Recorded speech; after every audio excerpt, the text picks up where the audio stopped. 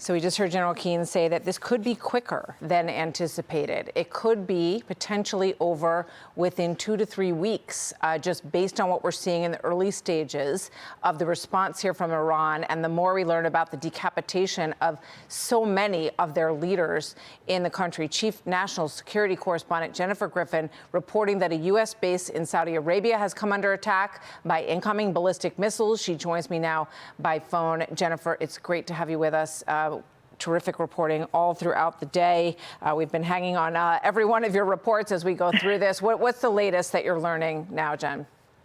Well, thank you, Martha. In the last hour, I received a report from Saudi Arabia that the Prince Sultan Air Base was under a new ballistic missile attack and that the Saudis were actively shooting those missiles down. I also learned that there will be an emergency Gulf Coordination Council meeting called tomorrow to align all of the Gulf states who are now facing attack from Iran. Basically, all of the countries where the U.S. has bases, Qatar, UAE, Kuwait, Bahrain, as well as Saudi Arabia, they are all now facing incoming Iranian missiles, and that has really caused them to sort of get off the sidelines. And you'll remember when this started, Saudi Arabia said that the U.S. and Israel could not use their airspace to target and strike Iran. But now that Iran has fired on Saudi Arabia, that has changed, and Saudi Arabia, along with the other Gulf states, are entering this operation because they can't sit back and not defend their people from these incoming missiles. So that's significant. I think it's also significant, Martha, that that these missiles being fired at the U.S. base in Saudi Arabia, also at the same time, more than a dozen missiles were fired at Israel. And we saw from Trey's reporting how one of those missiles got through and hit in central Tel Aviv. That was about the same time that we were confirming that the supreme leader, Ali Khamenei, had been killed in those strikes. And it's almost as though the IRGC would have launched a number of missiles simultaneously. We haven't seen quite that number of missiles fired at the same time at Israel in this round in the last 12 hours.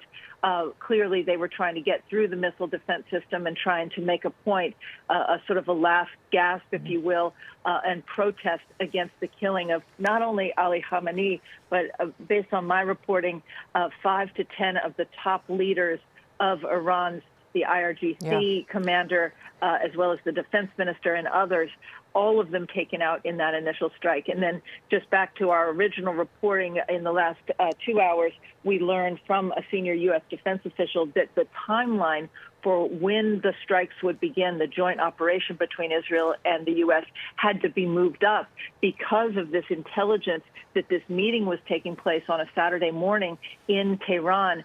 In Iran, they were feeling very complacent that it was still Shabbat as well as Ramadan and daylight when the U.S. normally doesn't strike, and that is when the intelligence came in that they were all meeting and the timeline was moved forward. Yeah.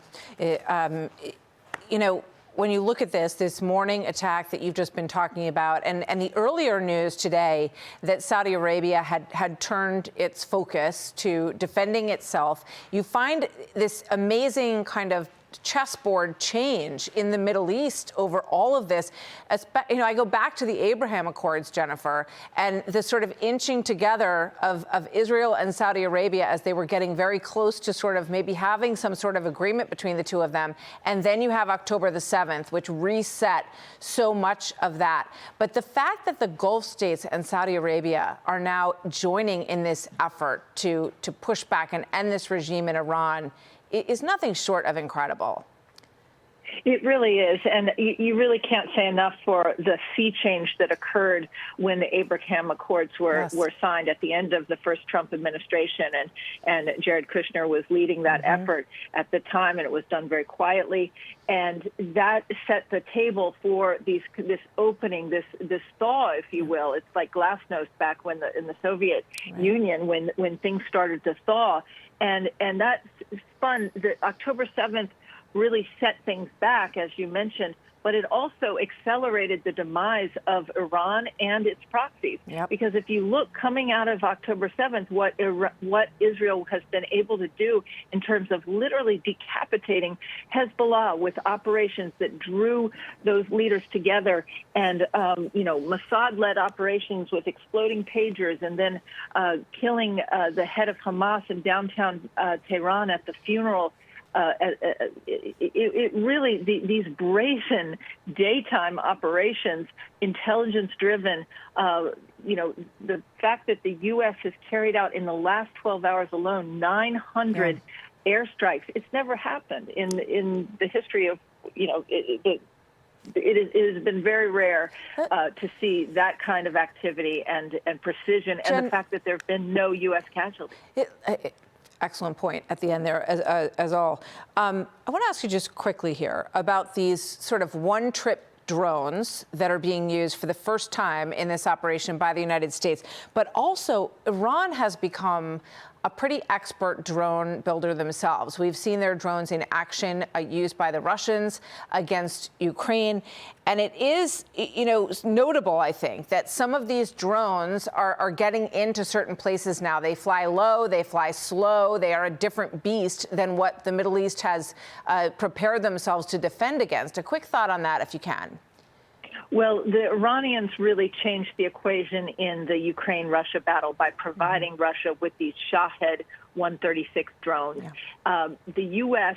has introduced a new weapon in this last 12 hours, and we will be looking back on it as a turning point.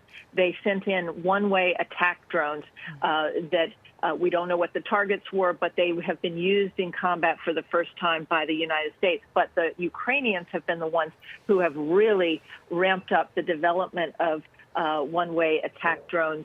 And now I think the anger that people feel at how the Iranians were spreading their drone technology to Russia and prolonging the Ukraine conflict, it's a reason that you've heard President Zelensky speak up in favor of this joint Israeli-U.S. operation to target Iran. Yeah, Jennifer, thank you. We're just looking on the screen at some of the impact in Kuwait City in the airport there by what we think in the early reporting is a drone attack that was effective in landing in that, very civilian target of the airport terminal in Kuwait City. So we're going to continue to dig on that. Jennifer Griffin, thank you so much. Great to have you with us. Click here to subscribe to the Fox News YouTube page to catch our hottest interviews and most compelling analysis. You won't get it anywhere else.